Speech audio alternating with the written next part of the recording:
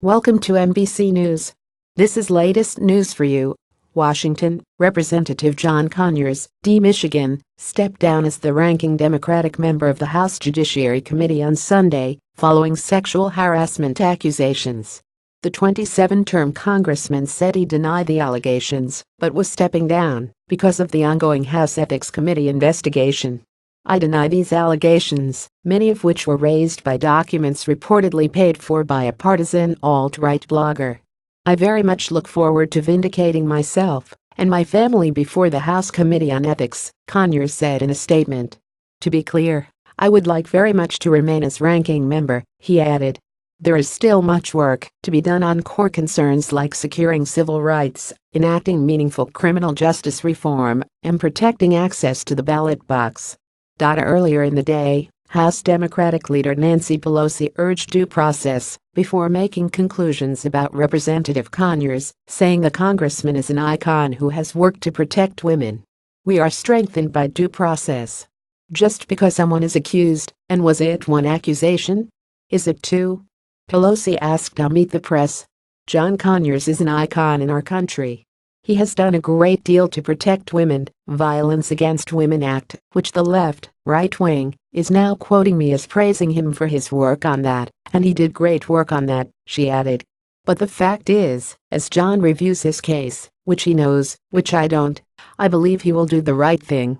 Conyers' office recently confirmed issuing a settlement of $27,000 to a former staffer who says she was fired for resisting the congressman's sexual advances. Conyers has acknowledged the payout, which he said amounted to a severance package, but he denied the allegations about what it was for. The payout from Conyers' office first became public in a report published by BuzzFeed on Monday and came after a number of men in powerful positions in politics, entertainment, and media have faced public accusations of sexual harassment.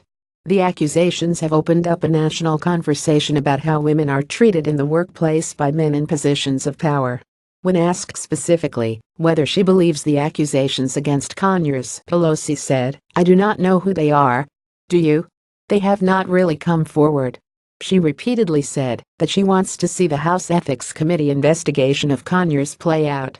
Conyers has held a powerful position on Capitol Hill as ranking member on the House Judiciary Committee, but after Pelosi's interview on Sunday, he announced that he would step down from the position. While the Ethics Committee said in a statement later Sunday, "Zero tolerance means consequences. I have asked for an ethics investigation, and as that investigation continues, Congressman Conyers has agreed to step aside as ranking member." Pelosi was also asked whether she would accept an apology from Democratic Senator Al Franken of Minnesota, who has apologized after being accused of unwanted touching from multiple women, if no other accusers surfaced. "His accusers have to accept an apology," Pelosi said. "The victims have some say in all of this, as well. And that has happened in the past. People have accepted an apology, as is coming forth now that I see in the press."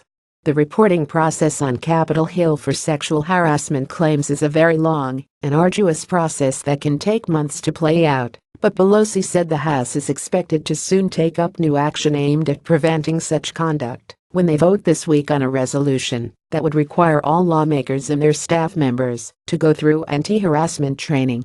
The Senate passed a similar measure earlier this month. Pelosi's comments Sunday also came while Democrats and many Republican leaders have called for Alabama's GOP Senate candidate Roy Moore to exit the race, since Moore is facing sexual misconduct accusations from 9 women, including one who says he molested her when she was 14 and he was 32. Moore has denied all of the allegations. Ohio Senator Rob Portman is one of the Republican lawmakers who has called for Moore to step aside, and on Sunday said that, if he were a voter in Alabama, he'd probably vote for a Republican, but it wouldn't be Roy Moore. As the women went on the record, "I thought there was a lot of credibility in what they were saying," Portman said on Meet the Press. "I didn't find the response very credible, and that's how I came up with my position." As the national conversation on sexual harassment has accelerated, the reaction to numerous allegations from the 1990s has also been revisited.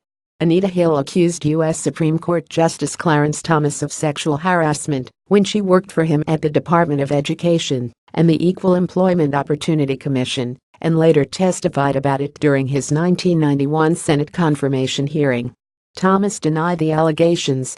Now a professor at Brandeis University, Hill said on Meet the Press that unfortunately, 26 years ago, Washington wasn't ready to lead on this issue, and I'm afraid even today Washington cannot lead the country on this issue.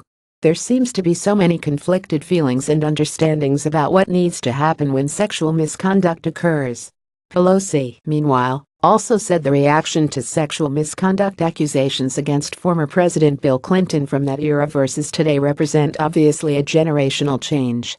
The concern that we had then was that they were impeaching the President of the United States, and for something that had nothing to do with the performance of his duties, and trying to take him out for that reason, Pelosi added. But let's go forward. Let's go forward. I think that something wonderful is happening now, very credible. It's 100 years, almost 100 years, since women got the right to vote. Here we are, almost 100 years later, and something very transformative is happening.